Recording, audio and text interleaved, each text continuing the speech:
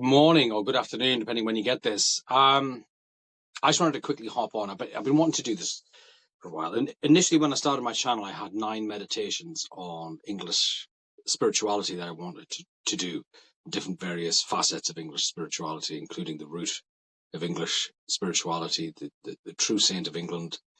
The reason why we put women on a pedestal, the original meaning of putting women on a pedestal, which has been lost. I wanted to do all of these things, but time ran away from me, and I ended up I didn't have time to delve in and write the scripts for all of these. I ended up doing podcasts instead, and met some wonderful people doing that. But I really wanted to talk about England, and there's a lot of people who have no hope at the moment, and I wanted to just get on and say why we still have hope, why we can still do this, and why all is not lost. First thing is, the English are a divinely ordained nation. The Chinese term for England means something along the lines of goes their own way or does their own thing or unique people. And we are a unique people. There isn't a nation like us in the world, really. I was having this conversation with my wife this morning and asking her what the law was, what she thought the law was, how did it manifest, and where did the law originate from? And she quite rightly pointed out the law originates from God. And I said, well, who do you think populated that law? If you think of law as in the world, when you construct what is fair and what is unfair, where do you think that comes from? And the answer is England. This nation that we have or this notion that we have of a fair law, it's the English. The American system is founded upon the English system. Likewise, the liberty, it's not American liberty. The Americans go on about their liberty. It's not their liberty, it's our liberty. We created it. And the best parts of America, what we recognize as American culture or Anglo culture, it is England. They've taken the English things and codified them. We didn't codify them, which has allowed them to be eaten away and rotted from within. But the Americans did. And in such, America has become an ideology, whereas I'd argue that being English is a spirituality, it's a way of being. It's completely different. In that sense, that it has to be felt. It has to be walked through. It has to be lived. And as such, we are a unique people with a unique place in history.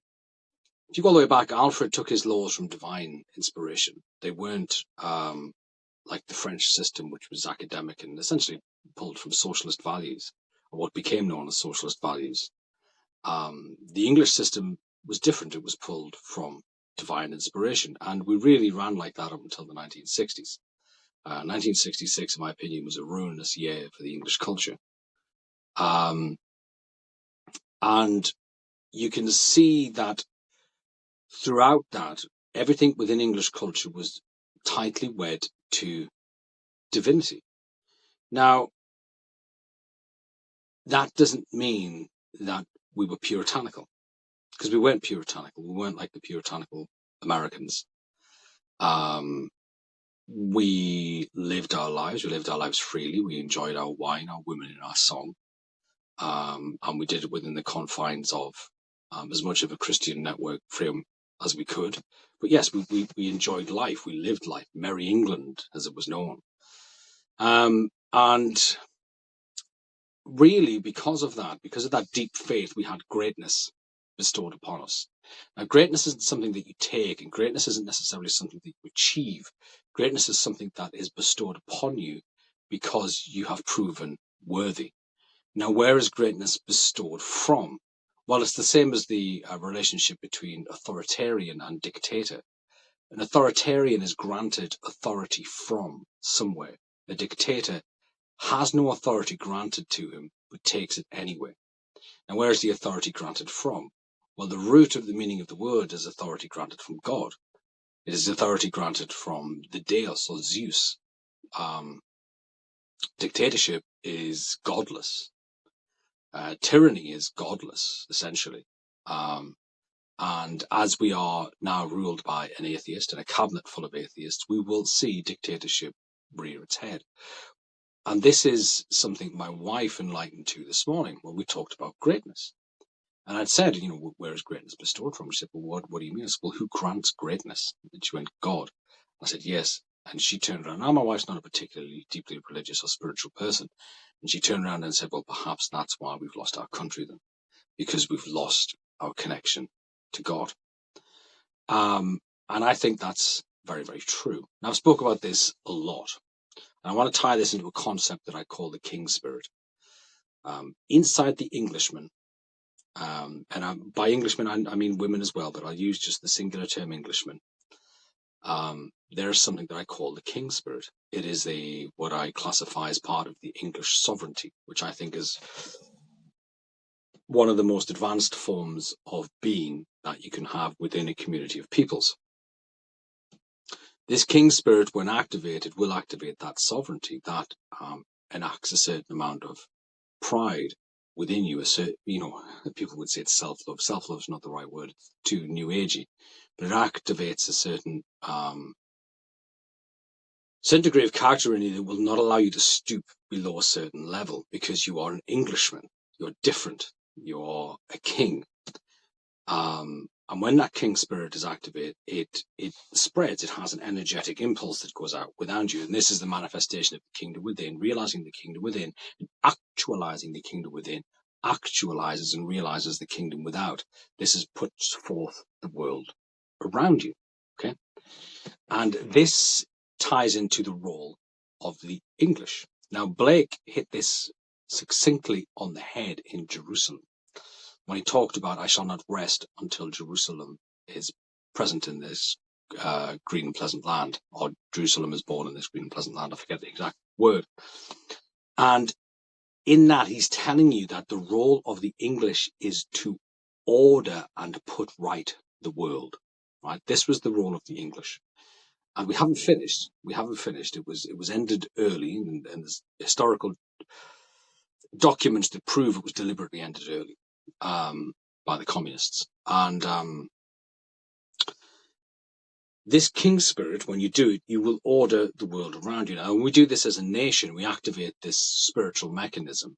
It orders the nation, and the nation then went out and ordered the world, which is what we did. Now, why did we order the world? We ordered the world so that the divine can manifest, because you cannot have the divine present in chaos.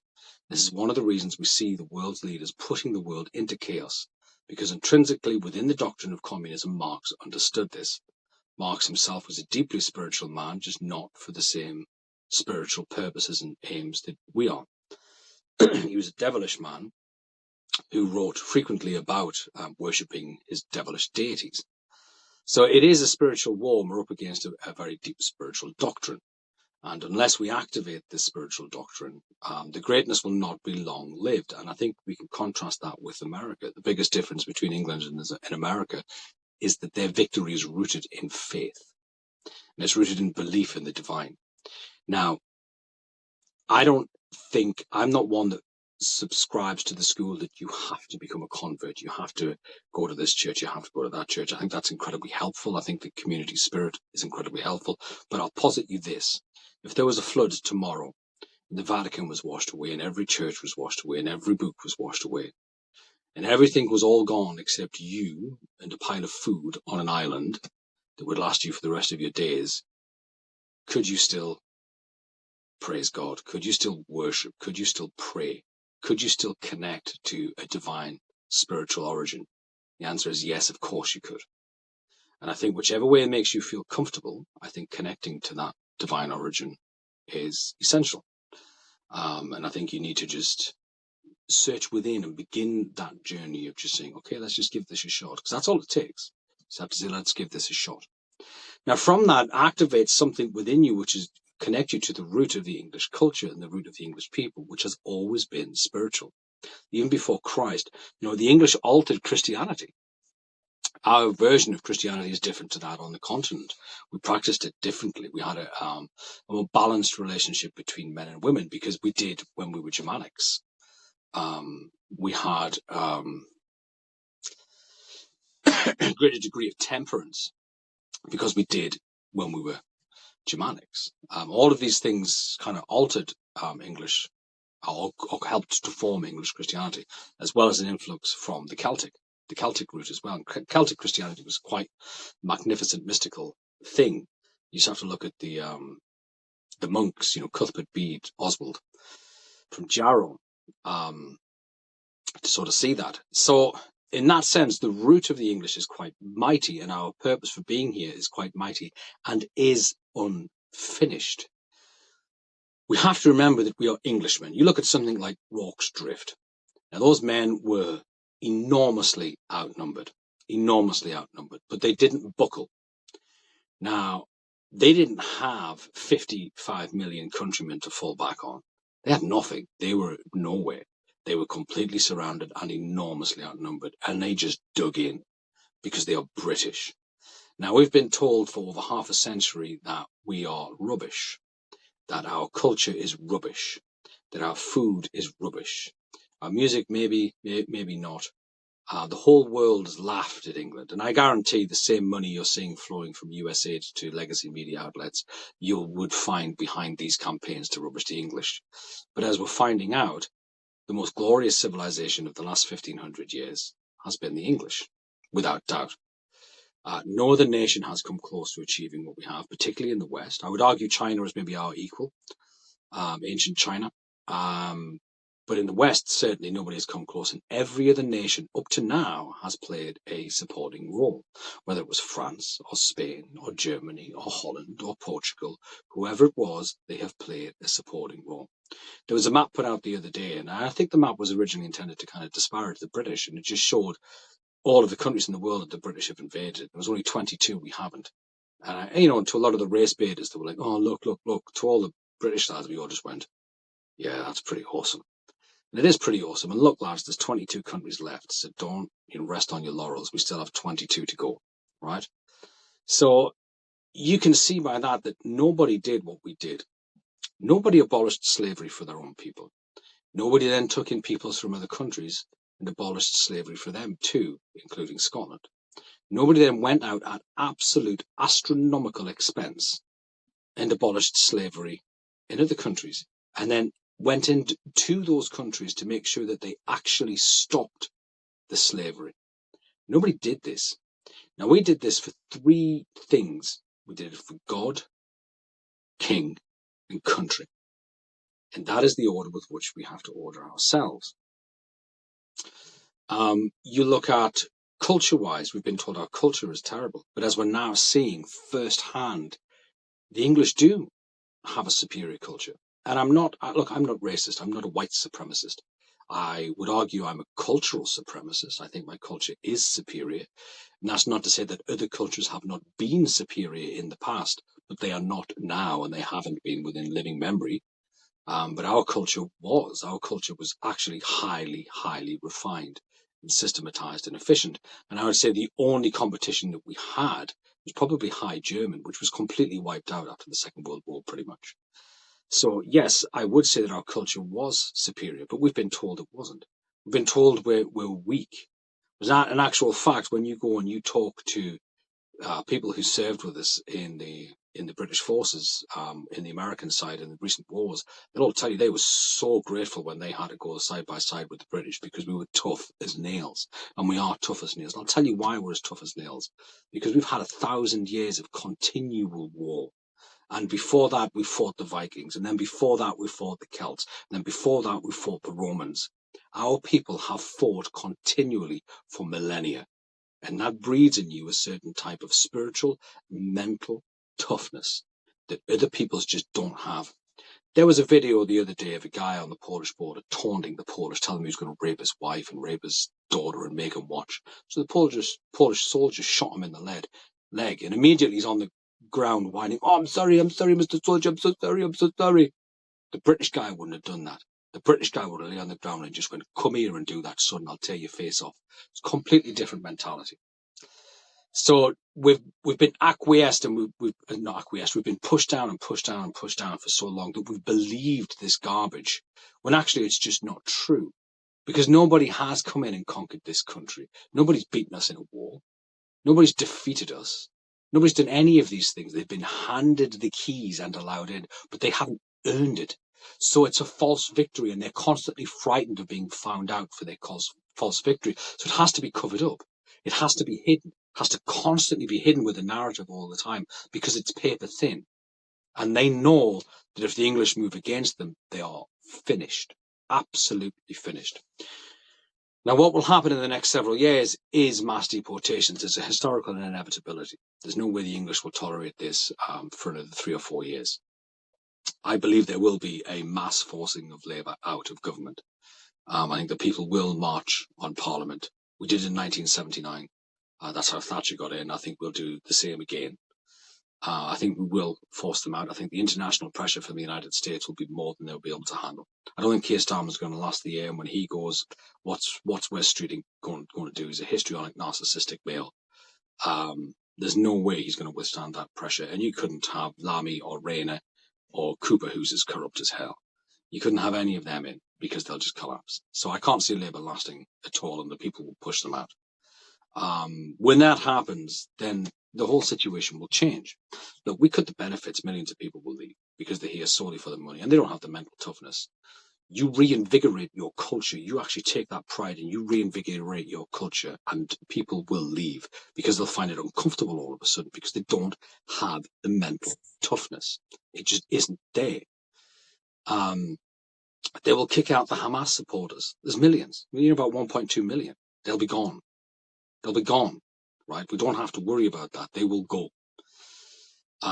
They'll then start revoking visas. They'll change the threshold for salary. Millions will leave. Millions of people will leave. But we have to literally exhaust every act of civil disobedience, every act of the ballot that we can. Because if we turn to violence, it will be horrific because the English are ruthlessly efficient. And if they push us to that degree, we will go back to being what we were, which is the greatest fighting force the world has ever seen. There is nothing greater than an English Tommy. Absolutely nothing. And if they push us to that degree, then we'll become that again, and they will be frightfully, frightfully sorry that they ever set foot in this land. And I don't want that. And I don't think you all want that either, because you're not going to go door to door clearing houses. And we don't want that to happen. We need to explore every single peaceful alternative to change our country. I'm not up for ethnic cleansing. I don't think that'll happen. I think the country will divide along moral lines, and I think the immoral people will leave. And I think the good people, a handful of good people, will stay, and they will help and they will contribute. And I think within a decade and a half, the country will return back to being 92% native British. And I think it'll gradually stay and escalate higher than that as time goes on. But I also think people will begin to return to their ancestral homelands as well. I think there'll be a yearning for go back to your country and help build the land that gave birth to you and your ancestors. And I think that will become an international thing. So yes, I don't subscribe to the blackpilling. And I don't think we should accept that defeat, because your body listens to you. The kingdom within listens to you. So the minute you start blackpilling yourself and telling you it's all over and it's no good, then you're going to collapse. Mentally, you've already collapsed. It's like having a boxing match and the guys beat you at the weigh-in. It hasn't started yet. We haven't started. We haven't even had the opportunity to have the fight yet. This is all the trash talk that's going on at the minute. We haven't even started. When we do start, if you're going to collapse, it's no good. It's no good. You know, like Bo said, I put a clip out the other day. If you want to sit in your basement clutching your pearls, you can. But there's things that need to be done. And there is going to have to be a pushback. And I just pray that it's all peaceful. So yes, it is a difficult time. And if you're really struggling, come up to Northumberland. Spend some time up here. It's wonderful. You'll come back invigorated with the spirit of Harry Hotspur. I'm not kidding. Come up for a week, a fortnight. It's a wonderful part of the country. It's still England. It's still England up here, and you can feel it. This is the Anglos' stronghold. This is where the Angles landed en masse. This is the spiritual home of the country, is Northumberland. The north of England is Angle territory. This is why they are different. They are more belligerent. They are more stubborn. They are more pig-headed. Because this is where the Angles are, basically, and that's what the Angles are. They are stubborn and belligerent and pig-headed, and proud of it as well. So come up, spend some time up here if you're struggling. I know further down south it gets quite bad. I've spent quite a bit of time in London and going to various other areas down south, and some of it's just horrid. It's horrid. It's horrible. Horrible. It's just collapsed, and it will be rebuilt. It will. You have to understand that. We are the English. We are a divinely ordained nation. We have a mission from the divine, and it's not finished yet. There is still some to go. Now, it might be that the Anglos here and the Anglos across the pond team up, and I think that will happen because everybody is constantly navigating back towards the motherland, because this is the birth. This is where it centers out from. This is where all the greatness that the world thinks of as great achievement, they all, not every single aspect of it, but the spiritual heart of it is here in England. And we shouldn't forget that. And I don't care whether you're German, I don't care whether you're Scottish, because without the infrastructure that the English gave Scotland, then those great Scottish men wouldn't have been able to do what they did, because the lairds were literally drinking and whoring all of the money away. So, yes, the English provided the framework for that in Scotland. The English provided the framework for that in America. The English provided the framework for that everywhere else. That's what we did. So take root, and I don't mean to denigrate any of the nation, but take, like America. America hasn't achieved our greatness yet. They may, and I think they may start to do that under Trump, and I sincerely hope they do, but they haven't done it yet. And the opportunity that they granted after they, together with the communists, pulled the rug from under our feet, they squandered it on profiteering and highly destructive, endless wars. The English never had endless wars. There was always a point to our war. It was to get in and get out, or get in and get what we needed as fast as possible, whether that was getting back out because we were fulfilling a treaty, or whether that was taking resources for the crown. We made sure we did it efficiently. We didn't believe in this endless war. So America is yet to achieve the greatness that it could. It's yet to achieve the greatness that the English and the British Empire did, but I think it will go on to do that. But as for my fellow Englishmen, get off your knees. Get off your knees. You are English, for God's sake. Literally, for God's sake, get off your knees and understand not only the blood that flows through your veins, but the spirit that flows through you. It is of a greater substance than that of other men. And don't you forget it. Put your tweeds on. Put your little Union Jack on your jacket. Do as much as you can to be a cultural signifier to show that you're an Englishman as you can, and you will begin to order the world around you. Don't forget it. We are the English. We are a divinely ordained nation, a divinely ordained people with a divinely ordained purpose.